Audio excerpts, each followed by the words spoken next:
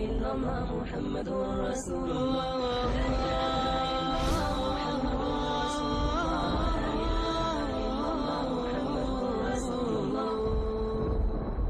میری نگاہیں دوسروں کی بیوی کو دیکھیں گے تو کل میرے گھر کی بیوی بھی محفوظ نہیں رہے گی، کہ دوسروں کی بیٹیاں گندی ہوں گی، کل میرے گھر کی بیٹی بھی محفوظ نہیں رہے گی۔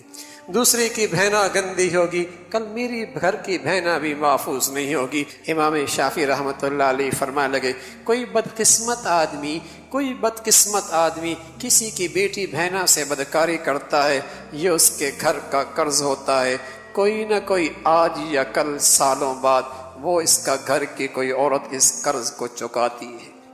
وہ قرض چکاتی ہے، چاہے سالوں گزر جائیں، اس کی بیٹی آنے میں سالوں گزر جائیں، اس کی پوتی آنے میں سالوں گزر جائیں، اس کی نواسی آنے میں سالوں گزر جائیں، اس کے گھر پہ وہ قرض ہے اترے گا، وہ قرض ہے اترے گا۔ یہ بویا ہے کبھی نہ کبھی کانٹا اسے چبھے گا، یہ بویا ہے اس نے کانٹا، کبھی نہ کبھی اسے چبھے گا۔ امام شافعی فرمانے لگے یہ قرض ہوا کرتا ہے، لیکن یہ جوان ہے، اس کے اندر غیرت ہے، غیرت۔ میری مسلمان بیٹی بہنا، میری بہنا، میری ماں، نہ اس سے میں نہیں دیکھ سکتا، میں اتنا بغیرت تھوڑی کیسے ہو سکتا ہوں، جو میری کلمہ پڑھنے والی بہنا ہے، میری مسلمان بہنا ہے، میری پڑوسن ہے، میرے گھر کے ساتھ رہتی ہے، میری فلیٹ کے اوپر نیچے رہتی ہے، میرے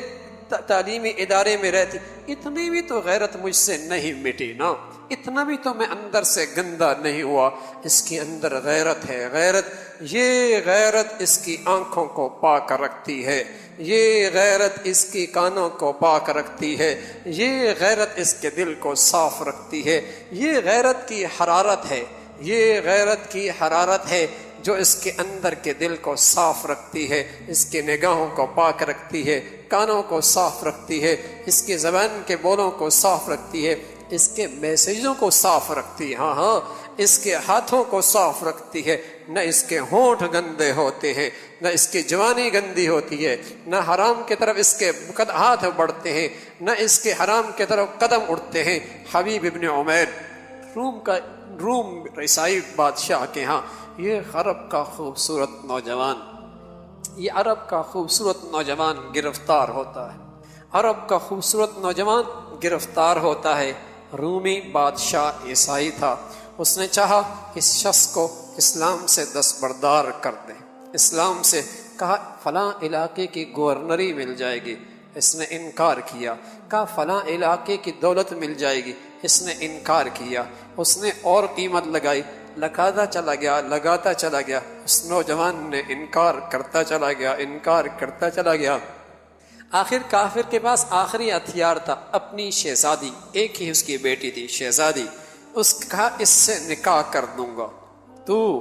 ولی جیسے کہیں کہ شہزادوں میں آ جائے گا اور تجھے سلطنت کا حصہ مل جائے گا، بیٹی مل جائے گی، بیٹی میری مل جائے گی۔ نوجوان کیا خوش نصیب تھا، اور کیا اس کے دل کے اندر دولت تھی، ایمان کی، رب کی دوستی کی، اس نے پھر بھی انکار کیا۔ اب اس نے آخری حربہ استعمال کیا، خلوت کا انتظام کیا، تنہائی میں لے گیا اور بیٹی سے کہا اپنے تمام تر حسن سے اسے گندا کر دے،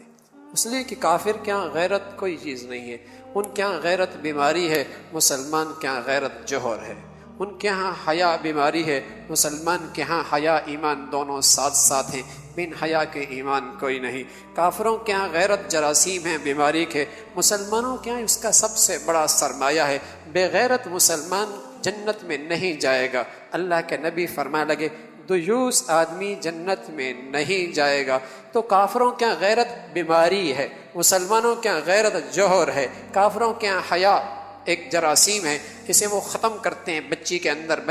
بچپن سے سوئمنگ ساتھ کراتے ہیں، تعلیمی ادارے کے اندر اکٹھے بیٹھاتے ہیں، پھر کالج میں انہیں اکٹھے رکھتے ہیں، پھر آگے یونیورسٹی کے اندر اسے آگے کرتے رہتے ہیں، پھر اس کے بعد ملٹی نیشنل کمپنیوں میں اکٹھے رکھتے ہیں۔ ایک دن آتا ہے یہ دونوں ایسے ہوتے ہیں، مرد کا عورت کا پتہ کوئی نہیں، عورت کو مرد کا پتہ کوئی نہیں، ان کے ہاں مردانگیت کے سارے جراثیم ختم، اس عورت میں عورت پنے کے سارے جراثیم ختم، ان کے اندر وہ ساری چیزیں، اس لیے کہ ان کے ہاں یہ بیماری ہے، اس بیماری کی وہ ساری شکلیں اختیار کرتے ہیں۔ مسلمان کے یہاں غیرت جوہر ہے،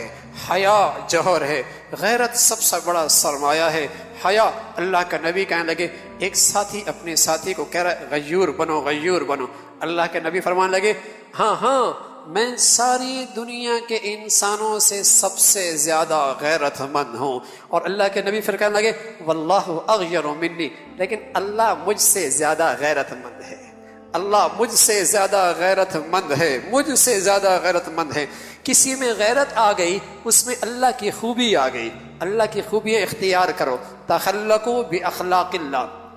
اپنے اندر اللہ کی خوبیاں پیدا کرو، تخلقوا باخلاق اللہ، اللہ کی خوبیاں اپنے اندر پیدا کرو۔ اللہ غیور، تم بھی غیرت مند، اللہ مہربان، تم بھی مہربانی، اللہ سخی، تمہارے اندر سخاوت، اللہ عادل، تمہارے اندر عدل، اللہ سچا، تمہارے اندر سچائی۔ یہ خوبیاں بندوں میں پیدا ہونا، اس سے بندے کی قدر و قیمت بڑھتی ہے۔ تو اللہ غیور ہے، غیور۔ کافر اللہ کو نہیں مانتا، اسے کیا پتا غیرت کیا چیز ہے۔ یہ سرمایہ تو مسلمان کا ہے۔ اس نوجوان کو اللہ نے غیرت کی بہت بڑی دولت دی تھی، کہا نہیں، اسے کافروں کے ہاں غیرت کوئی نہیں، اس نے اپنی بیٹی پیش کر دی، تنہائی کا سامان کر دیا۔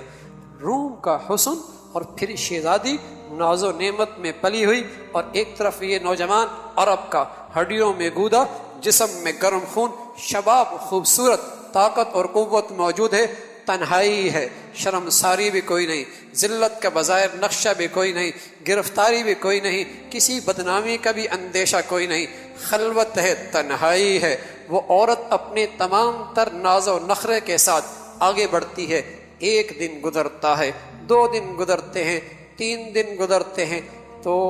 باپ کے پاس جا کر کہنے لگی الی این ارسلتنی الی حدید او جدار، ابا کہاں بھیجا ہے؟ کوئی پتھر ہے، دیوار ہے، لوہا ہے، نہ اس کی آنکھیں اٹھتی ہیں، نہ اس کا ہاتھ بڑھتا ہے، نہ اس کی ہونٹوں میں حرکت آتی ہے، نہ اس کے قدم اٹھتے ہیں، کیا بلا ہے یہ؟ نہ اس پتھر ہے، دیوار ہے، لوہا ہے۔ ہاں میرے عزیزو، غیرت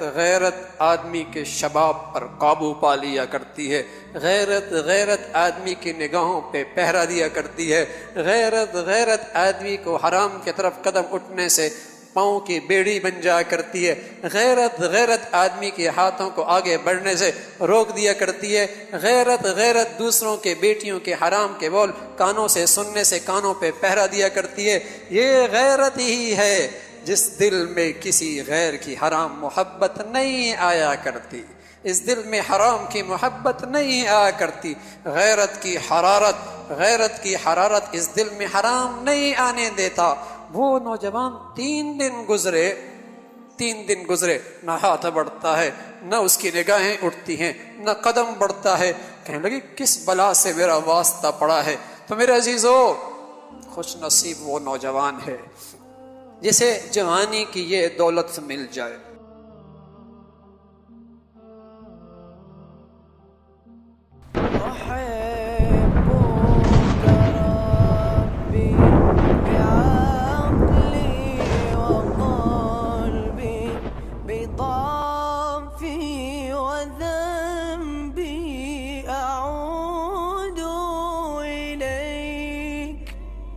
عظيم العطاء